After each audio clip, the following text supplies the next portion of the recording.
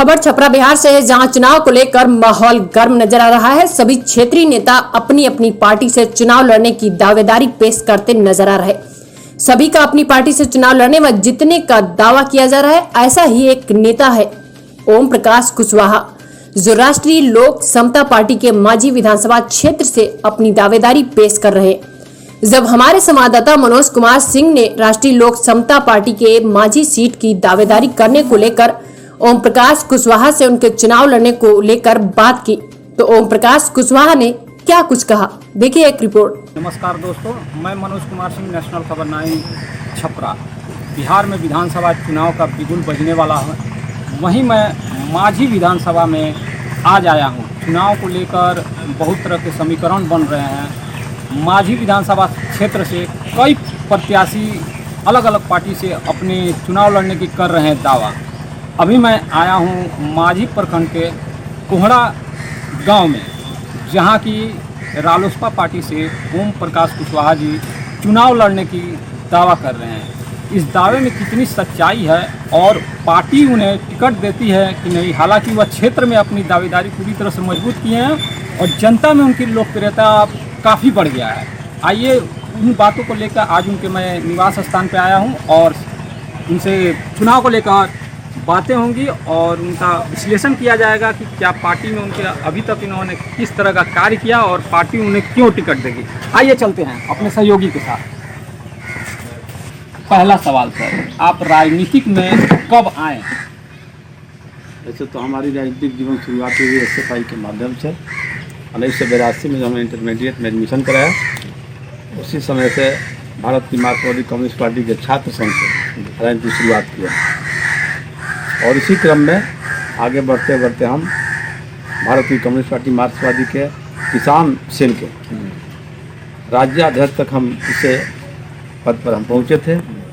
लेकिन कुछ राजनीतिक गड़बड़ी के करते और पार्टी में विचारधारा से साथियों का मेल नहीं खाने के कारण हमने 2010 में निर्दलीय विधानसभा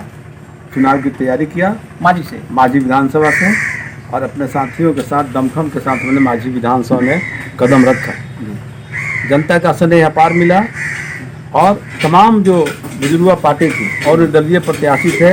और जिस दल से मैं निकल करके मांझी विधानसभा में निर्दलीय प्रत्याशी के रूप में आया, भारतीय कम्युनिस्ट पार्टी मार्क्सवादी CPIM के हमारे जो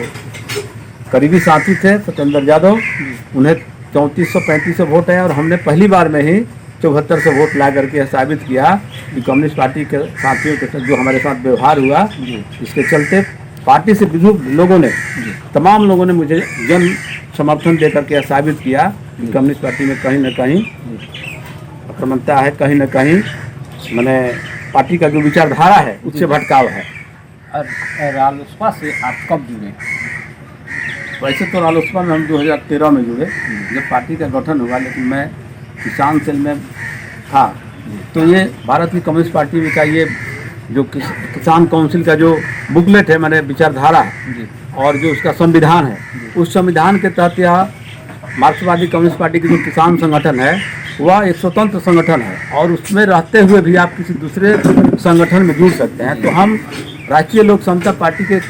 इसमें भी हम पार्टी से नहीं जुड़े, लेकिन किसान संगठन में हम रालोसपा में 2013 में जुड़ गए। 3 मार्च 2013 को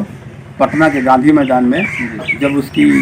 पहली नींव रखी गई, तो उसके बाद हमने किसान संगठन में, इसमें रहते हुए भी किसान संगठन में हमने रखा, क्योंकि पार्टी का यह निर्देश था कि कोई राष्ट्रीय पार्टी में नहीं जुड़ सकते हैं, लेकिन मार्क्सवादी कम्युनिस्ट पार्टी के किसान संगठन में रहते हुए आप किसी भी संगठन में जुड़ सकते हैं। अभी सर 1 हफ्ता पहले रालोसपा का एक बहुत बड़ा अधिवेशन भी कहा जा सकता है गांधी मैदान में था, शिक्षा और रोजगार को लेकर, इसके बारे में आप क्या कहेंगे? अभी सर 1 हफ्ता पहले रालोसपा का एक बहुत बड़ा अधिवेशन भी कहा जा सकता है गांधी मैदान में था, शिक्षा और रोजगार को लेकर, इसके बारे में आप क्या कहेंगे? राष्ट्रीय लोक समता पार्टी के राष्ट्रीय अध्यक्ष माननीय उपेंद्र कुशवाहा, जो भारत सरकार के राज्य मंत्री भी रह चुके हैं और विगत 4 सालों से शिक्षा सुधार को लेकर के पूरे बिहार में नहीं हिंदुस्तान में उन्होंने शिक्षा मंत्री रहते हुए भी संसद के सदन में भी उन्होंने इस बात को रखा कि भारत की जो शिक्षा व्यवस्था है बच्चों का एडमिशन होता है अप्रैल के महीने में, और सरकारी सिस्टम जो है किताब पहुंचता है अगस्त और जुलाई में। और दूसरी तरफ जो शिक्षा की जो व्यवस्था है, जो शिक्षकों की बहाली हुई थी, उस पर भी उनका एक विचार था कि जो योग्य शिक्षक हैं उनको शिक्षा कार्य में रखा जाए। और सरकार का जो नियत है कि बिहार में शिक्षकों को लगाया जाता है जानवरों की गिनती के लिए, घरशुमारी के लिए, और एक ऐसा माहौल क्रिएट किया गया है कि गरीब परिवार के जो बच्चे सरकारी विद्यालय में जाते हैं उन्हें केवल खिचड़ी में उलझा करके रखा जाए, शिक्षा से वंचित रखा जाए। शिक्षा का जो माहौल है वह कायम नहीं होता है। इसके लिए माननीय उपेंद्र कुशवाहा के नेतृत्व में पूरे बिहार में शिक्षा सुधार अभियान चलाया गया, जिसके तहत आपने देखा होगा शिक्षा सुधार, मानव कतार, शिक्षा सुधार, पुस्तक उपहार, शिक्षा सुधार, शिक्षक सत्कार। उसके बाद हम लोगों ने कार्यक्रम किए, और इसी के क्रम में शिक्षा सुधार कार्यक्रम के अंतर्गत पूरे बिहार में शिक्षा सुधार हस्ताक्षर अभियान चला, जिसमें करोड़ों लोगों ने सरकार के खिलाफ में अपना हस्ताक्षर करके हम लोगों को दिया था। और हम राष्ट्रीय अध्यक्ष के साथ राज्यपाल को ज्ञापन देने जा रहे थे, तो आपने देखा होगा सब चैनलों के माध्यम से कि बर्बरता पूर्वक माननीय उपेंद्र कुशवाहा के ऊपर लाठियों का प्रहार किया गया, जो बेली रोड में जो जख्मी होकर गिरे थे, और हम लोग भी उनके साथ थे। तो एक नीतीश कुमार की जो सोच है, जो डबल इंजन की सरकार के बारे में आप कहते हैं, शिक्षा को चौपट पहचाने में एक नंबर का इनका स्थान है। और इसी को लेकर के उपेंद्र जी से अनबन है, और एनडीए गठबंधन में रहते हुए भी शिक्षा सुधार, सिंचाई की व्यवस्था हो, बेरोजगारी की व्यवस्था हो, अल्पसंख्यकों के कल्याण की बात हो, गरीबों के हित की बात हो, इन तमाम मुद्दों पर मुखर रूप से संसद में आवाज उठाने का ही नतीजा था कि एनडीए सरकार ने उनको अपने गठबंधन से नहीं रहने के लिए बहुत 3 सीट उनकी जीती हुई थी, लेकिन 1 सीट भी देने को तैयार नहीं हुई। माझी में अभी आप अपने को किस रूप में देख रहे हैं, क्योंकि यहाँ बहुत से प्रत्याशियों की कतारें लग गई हैं? आप तमाम साथियों को मैं एक बात बताऊं कि जो माझी विधानसभा जमीन से जुड़े हुए लोग हैं, जो सामाजिक जीव हैं, जिन्होंने आजीवन जनता की सेवा करने का व्रत लिया है, उन तमाम लोगों को एक तरफ से कहिए कि पैसा के बल पर, धनबल के बल पर, पैसा का प्रदर्शन करके, वोट को खरीद बिक्री करके यह साबित करना चाहते हैं कि पैसा ही सब कुछ है। लेकिन आपको विश्वास करना होगा। आपको याद दिलाऊंगा कि 2015 के विधानसभा चुनाव में आपने देखा होगा कि हमने भी निर्दलीय प्रत्याशी के रूप में माझी विधानसभा में लोगों के बीच में अपना अपील करते हुए देखे हैं। हम भी प्रत्याशी थे, पूर्व मंत्री रविंद्रनाथ मिश्रा जी थे, पूर्व मंत्री गौतम सिंह जी थे, हेम नारायण बाबू थे, राय बहादुर जी थे, सत्येंद्र यादव भी थे, तमाम लोग थे। लेकिन मेरे यहाँ कोई स्टार प्रचारक नहीं था, मेरे यहाँ कोई दूसरे दल के लोग, जो हमारे पास दल के लोग थे, क्योंकि हम दल से हट कर चुनाव लड़े थे, तो ऐसा कोई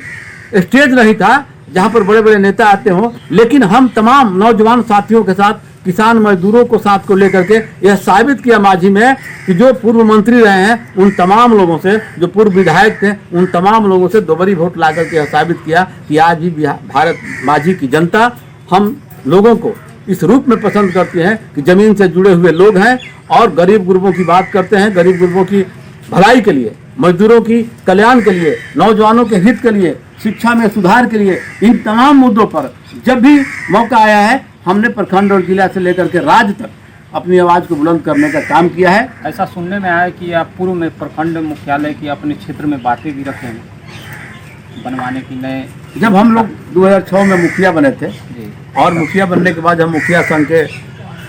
प्रखंड के सचिव बने और जिला के उपाध्यक्ष बने, तो हम लोगों ने एक अपने जिला अपने प्रखंड के माध्यम से, चूँकि हम अंतिम छोर पर हैं, माझी प्रखंड के अंतिम छोर पर है, हमारा जो ब्लॉक प्रखंड मुख्यालय है जो अंतिम छोर पर नदी के किनारे है, जो 16-17 किलोमीटर है। तो तमाम लोगों के बीच में हमने एक संदेश दिया था कि अब अगर हम सभी लोग, सभी पार्टी के लोग दलगत से ऊपर उठ करके, दलगत भावनाओं से ऊपर उठ करके, जो हमारी उत्तरी छोर है दाऊदपुर में अगर हम प्रखंड मुख्यालय करवाते हैं, तो जो यहाँ के लोग ब्लॉक पर, जो ब्लॉक से जो किसानों के बीच की बात होती है, नौजवानों के हित की जो बात होती है, जो प्रखंड मुख्यालय पर जैसे छोटे छोटे काम के लिए आवासीय प्रमाण पत्र, जातीय प्रमाण पत्र, आधार कार्ड,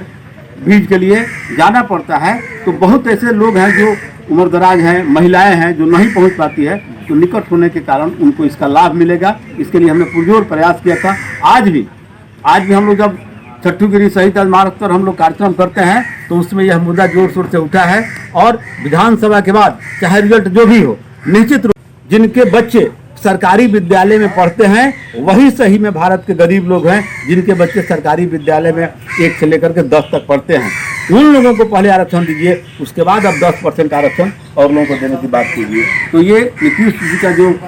सगुफा है, चुनावी सगुफा है, और इससे SC/ST के तमाम लोग, दलित वर्ग के लोग, पिछड़ा अति पिछड़ा के लोग जानते हैं कि देश में आज क्या हो रही है। मोदी सरकार, यहाँ डबल इंजन की सरकार, जो